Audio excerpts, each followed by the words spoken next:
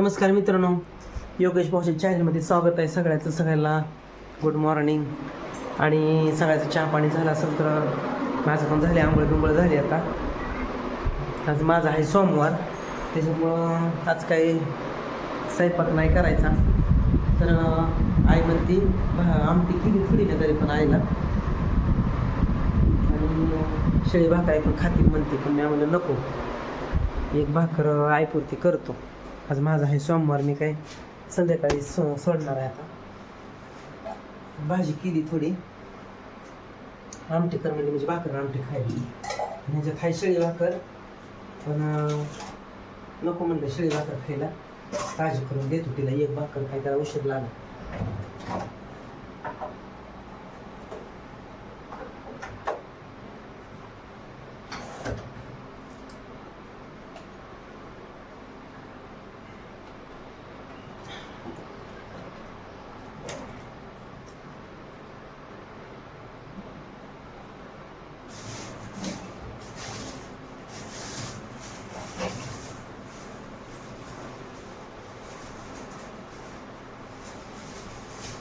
मी का आंबा खातो, आयला घेतो आंबा खायला भाकरीवर. पण आता फराळीचं काय नाही करत, तर कुठं फराळीचं करायचं काय, शाबुती काही खाऊ बी वाटत नाही.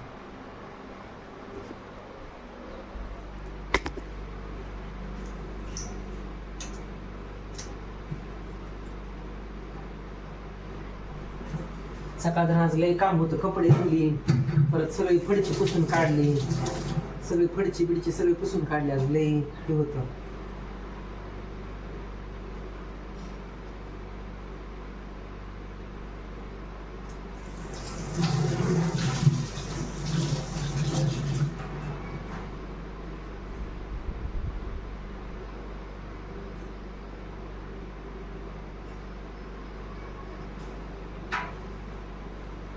भाकरी खाती म्हणजे आहे आंबा.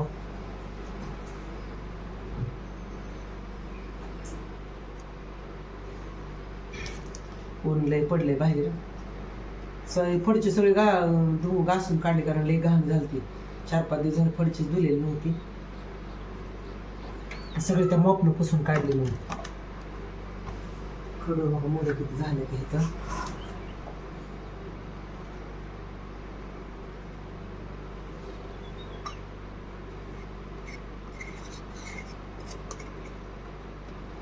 लाल मुंग्या लगेच होते त्या इथं, लईच मुंग्या लाल आहे इथं.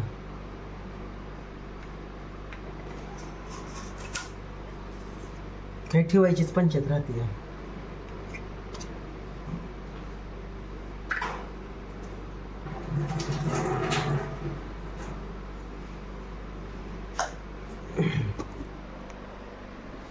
आईला विचारतो कधी भाकर खाते आहे,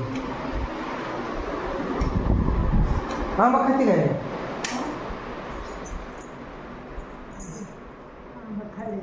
भाकर करतो एक कालवण आहे. हो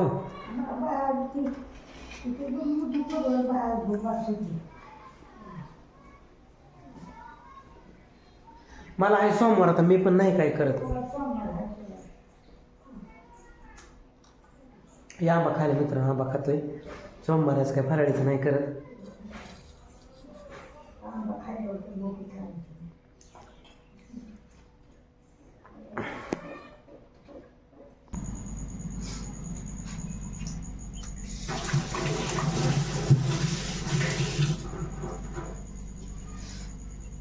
गोळी खायची असते ना मला सकाळ सकाळ, त्याच्यामुळं खावं लागते गोळी. त्या ट्रीटमेंट घेतली त्याच्यामुळं गोळ्या आहेत त्या. सगळा किचन कट्टा घासून काढला, फडची घासून काढली. मला सोमवार बी आहे, म्हणजे काय नॉनव्हेज नाही बरं का. 1.5 वर्ष झालं आमचं, जसं भाऊ एक्सपायर झाले ते तसं नॉनव्हेज काय नाही घरात.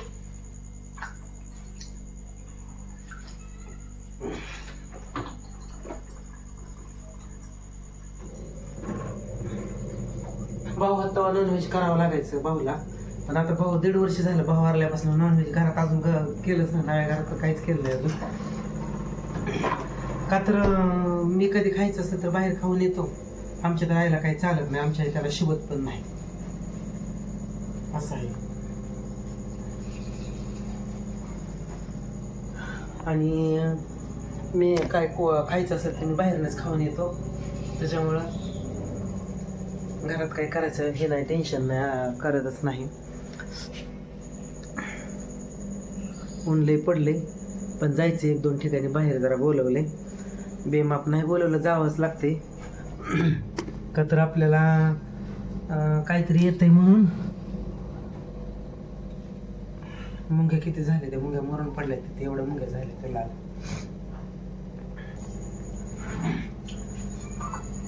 शेंगा दिलेल्या खायला, वेवाले शेंगा कोण खायचं म्हणून आई ना का एवढे शेंगदाणं पडले.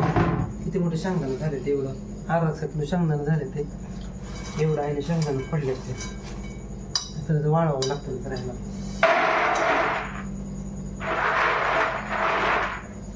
एवढं शेंगदाणं फोडून फिरते आईने.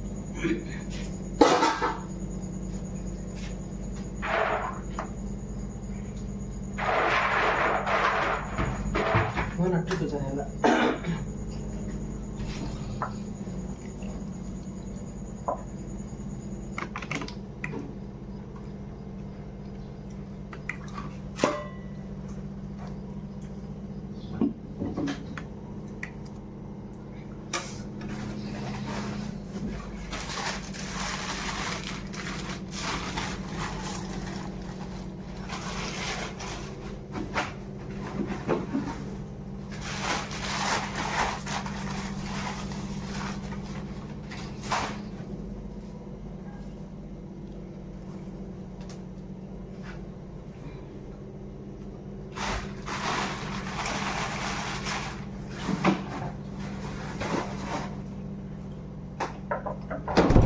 तर सारखी लागते.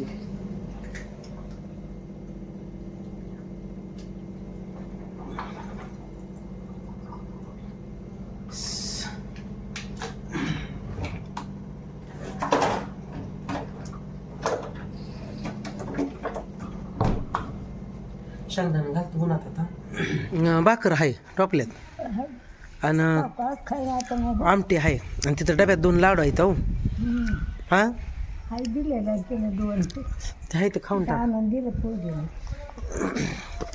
मी आता इथं हे शेंगदाणं, खोबरं, नारळ आलेलं ते खोबरं वाळायला ठेवले. शेंगदाणं इथं थोडं पडलेलं वाळायला ठेवलं. ते हे बी केसच आहे खोबऱ्याचा, उन्हात ठेवलाय जरा. खोबरं हे जरा थोडं भिजलं होतं त्यामुळे लाल दिसायला लागले, त्याच्यामुळे उन्हात ठेवले.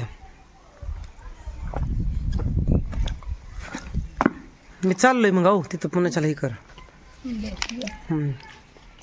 चला मग मित्रांनो, आता मी चाललोय जरा पोटा पाण्याला बाहेर जावं लागतं. आता आईला एक भाकरी भाजी केली, आणि काही फॅमिलीतली म्हणते आपली योगेश भाऊ रोजच तुम्ही रेसिपी केलेल्या कशाला दाखवता.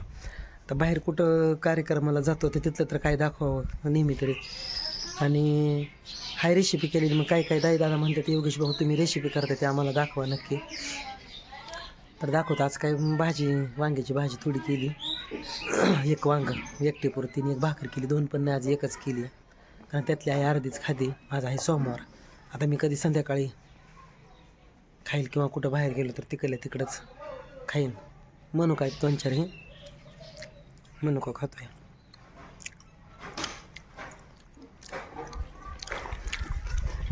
तर चला मग भेटू पुढच्या व्हिडिओमध्ये. लावले ते लावले ते इकडले बी लावले, तिकडले बी लावले. लावले ती तेवढा ती पुण्याला ठेव शेवाकुंड ती पराती घरात ठेव म्हणलं. हिरबळ वाळू दे जरा, खोबरं खराब व्हायला लागले. त्या दिवशी भिजल्यामुळं का लाल झाले, नाहीतर चांगलं होतं. झाडाची सावली त्याच्यावर गेल्यावर पुन्हा अर्चना ती पुरीला बोलली, तिने नेऊन ठेवला झाडाची सावली. चला मित्रांनो, भेटू पुढच्या वेळी. धन्यवाद, बाय.